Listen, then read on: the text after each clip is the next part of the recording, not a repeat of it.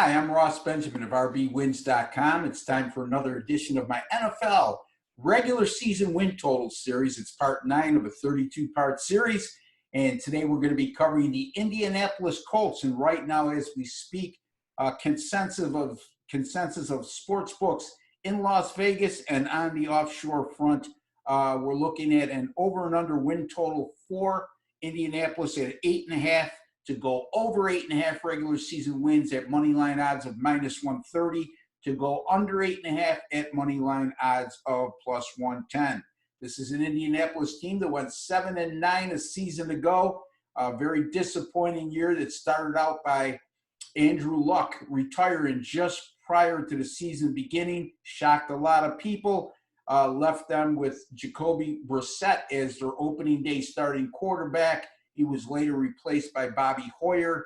Brissett does return, and he'll be the backup this season. And the big news during the offseason, Indianapolis signing longtime Los Angeles and San Diego Charger quarterback Phillip Rivers.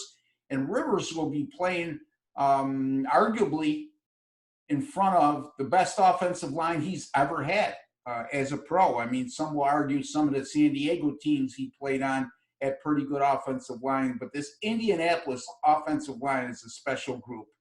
And he'll be aided by some pretty good wide receivers, starting with T.Y. Hilton, who seems to be a perennial all-pro when he's healthy. They also drafted Paris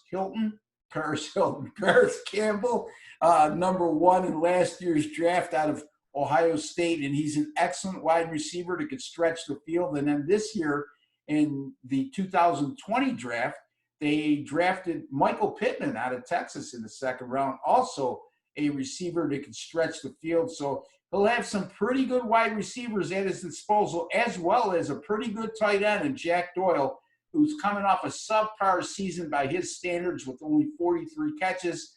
Remember, this is a tight end in Jack Doyle when he had Andrew Luck at quarterback back in 2017. He caught 80 passes during that season. I think he'll flourish with Phillip Rivers at quarterback. And then the running back situation, Jonathan Taylor was drafted in the second round out of Wisconsin this year.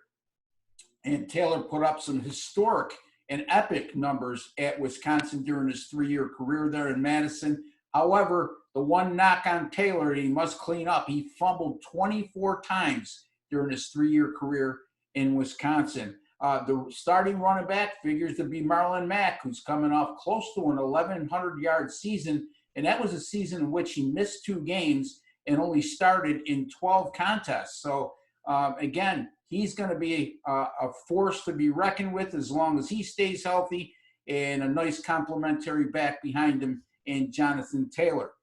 The defense, not bad. This is a defense that's pretty much underrated.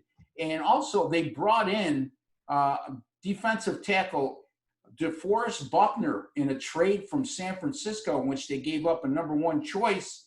And Buckner last year was a stalwart on that defensive line from San Francisco that went to the Super Bowl.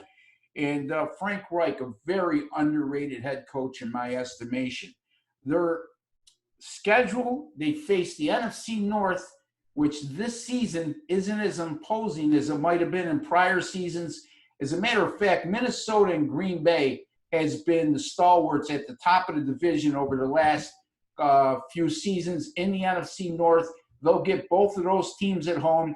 Very winnable road games at Detroit and Chicago. They also face the AFC North, where they'll get Cincinnati at home, which should be a win.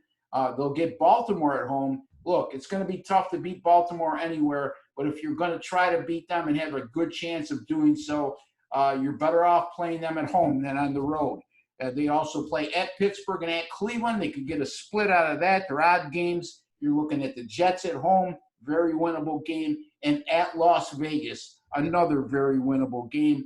And their division, look, here's the scenario here. I look at them splitting the games between Tennessee and Houston, and then sweeping a very poor Jacksonville team, go 4-2 in the division, couple that with what I just discussed in their non-division schedule. I like this team to go over 8.5 wins. It's the Indianapolis Colts over 8.5 wins at moneyline odds of -130. And if you read my article a couple weeks back, I also like the Colts to win this division. I'm pegging them to go around 10-6 this year. Once again, that's Indianapolis over 8.5 regular season wins at -130. Until the next time, good luck with all your picks. Stay safe and God bless, folks.